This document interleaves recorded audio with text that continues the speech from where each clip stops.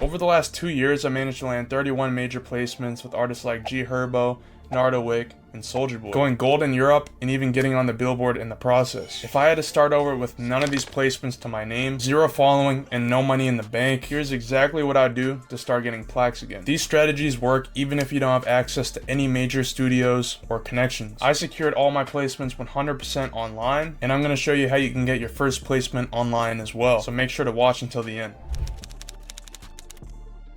I want to tell you a story of how I landed my very first placement as a producer, because I think we can all learn a lot from this when it comes to landing your first major song as a producer. So my first placement was actually with Soulja Boy. I got extremely lucky and he used one of my beats off of BeatStars. Unfortunately, he did steal a beat, but that's a story for another time. Up to that point, I had the mindset that these placements would just fall into my lap, and maybe I actually manifested it to happen that way, but I'll be 100% honest with you, that is extremely unlikely to happen. And I know some of you watching might believe the same thing that I did. In reality, if I didn't get lucky, it could have easily taken me another year to get that placement or more. And the complete opposite could have happened if I try to get these placements myself. I could have gotten my first placement in the very first year that I started producing if I actually applied myself. To push this point home, once I started learning networking strategies and I put my brand out there, that's when I took off and landed 31 major placements in the following years. So a lot of times it isn't the strategy to network that limits us, or even how good our beats sound. The biggest lever we can pull to unlock opportunities for ourselves comes from our mindset. When you're ambitious and willing to put in the work for these placements, then adding in correct strategies makes it so much easier to land your first placement and many more after that.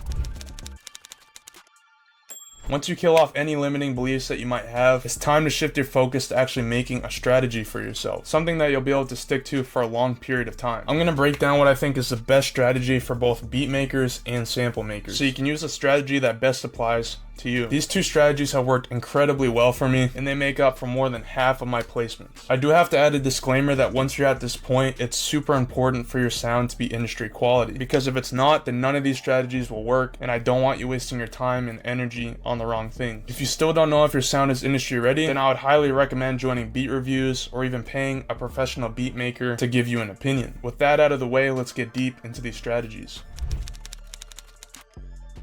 Normally, as a beat maker, you might think it's really hard to go from zero to landing placements with these major artists, especially if they have no idea who you are. You would be absolutely right that it is hard if you go the traditional route, meaning you pay for collabs, email lists, or you spend years trying to get in the studio with these major artists. That's what every other producer does. But what if I told you there was a strategy you could use to reach these artists without spending thousands of dollars on collabs and hundreds of hours of your time in a studio? The strategy I'm talking about is what I like to call the inner circle framework, and I actually found out about this on accident when I got my placement with Splurge. The whole idea behind the strategy is connect with the artists, A&Rs, managers, or even producers that have direct access with the major artists you want to work with. The craziest part about this is most of these people have a very small following, so it's actually extremely easy to connect with them. This can be as simple as going to Lil Baby's profile and going through the list of everyone he follows. Hit up every single person that's an artist and send them as many beats as you can. It's very important to like their posts and engage with them so that you're always top of mind when they need beats, or if their friend needs beats as well. Over time, if you gain a relationship with these people inside of the inner circle, then a lot of opportunities could happen for you. There's a possibility the major artists could hear your tag in the beats their friends always play for them. And if that happens, then most likely they'll be interested in getting a pack from you. But what's even more likely to happen is that major artist will get on a feature of one of the smaller artists in the inner circle. And if you're plugged in with every single small artist, then the chances they use your beats are very high. Speaking from experience, this strategy worked for me on my G Herbo placement, my Nardowick placement. I got one with Skilla Baby off of the strategy, and a few others as well, so it definitely works. There's also a unique factor at play with this strategy, because most of these smaller artists have access to other major artists as well. If you play your cards right, then you could have multiple major placements with multiple artists over time. Now, if you really wanted to increase your chances of getting a placement, then you could give out free beats to everyone inside of the inner circle. That way, all of the artists would rather work with you instead of another producer that's charging them. You could also offer a small percentage of your royalties to someone that's connected if they help you land a placement directly. This doesn't even have to be an artist, this could be anyone that's connected. I'd be extremely careful using these two strategies, and I'm definitely not recommending you give up the revenue you could earn, but if all you want to do is land placements with your dream artist, then you'll increase your odds substantially by doing this. Real quick, if you want to get more placement opportunities without having to break the bank on collabs, then I have just the thing for you. I'm actually the founder of a sound kit company company called producerpriority.com, and we put together a one-of-a-kind bundle with 2,700 sounds, 33 bonus courses, and unique resources for 100% free. And on top of that, we're offering lifetime access to our placement opportunities for free as well. All you're paying for is the sounds. If that interests you at all, then click the link in the description to learn more.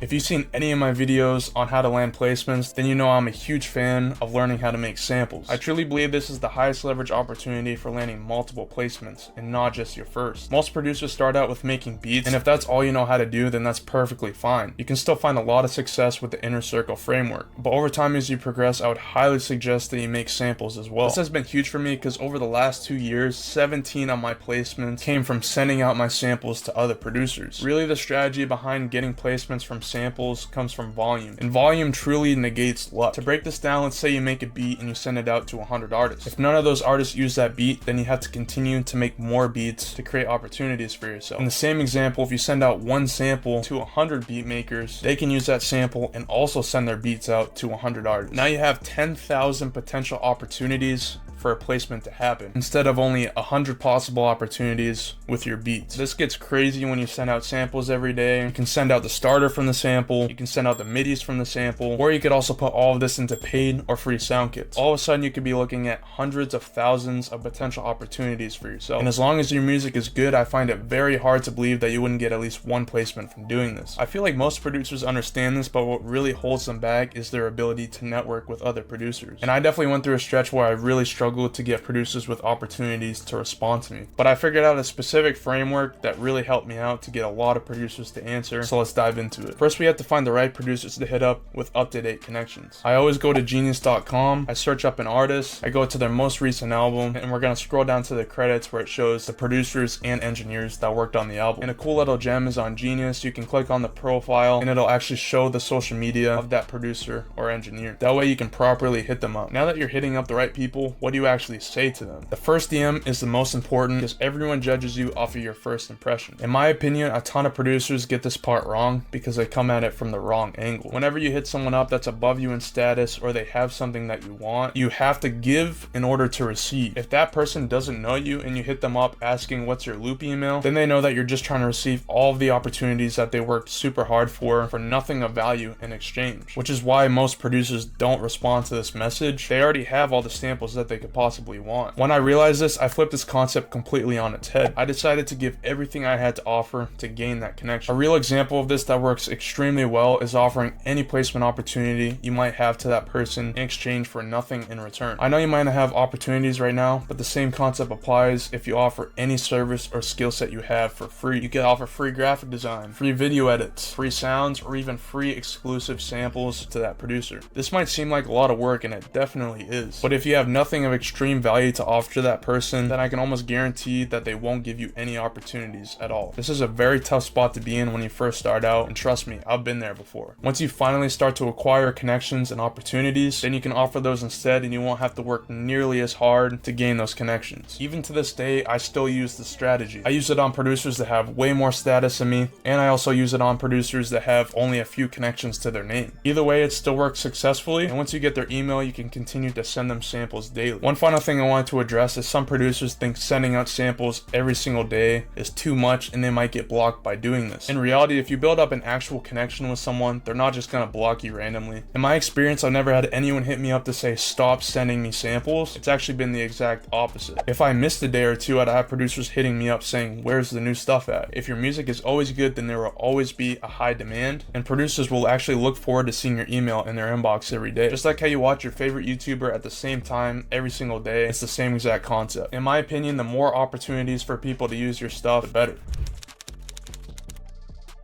Now that you have the correct strategy, all you have to do is wait. As long as you're doing the correct actions every single day, you'll be getting a step closer to where you want to be. This is absolutely the hardest part about landing major placements, because you truly never know. Drake could be rapping on your beats for over 2 years and you might not ever know about it. And if you lose hope because you're not seeing results fast enough, then you could absolutely miss out on a ton of opportunities in the future. If you stop, then there's always the opportunity that the very next day your dream artist could hop on your beats or samples. So if you've been doing this for a very long time, then don't give up hope, because all it takes is that one beat getting placed to change your life. You just need to keep putting yourself in the right position to be successful. One thing no one talks about is how hard it can be to keep going when no money is coming in from chasing these placements. So it's very important to have multiple revenue streams while you wait. Check out my Road to 100K as a Producer series to stay up to date with the best methods of making money online as a producer.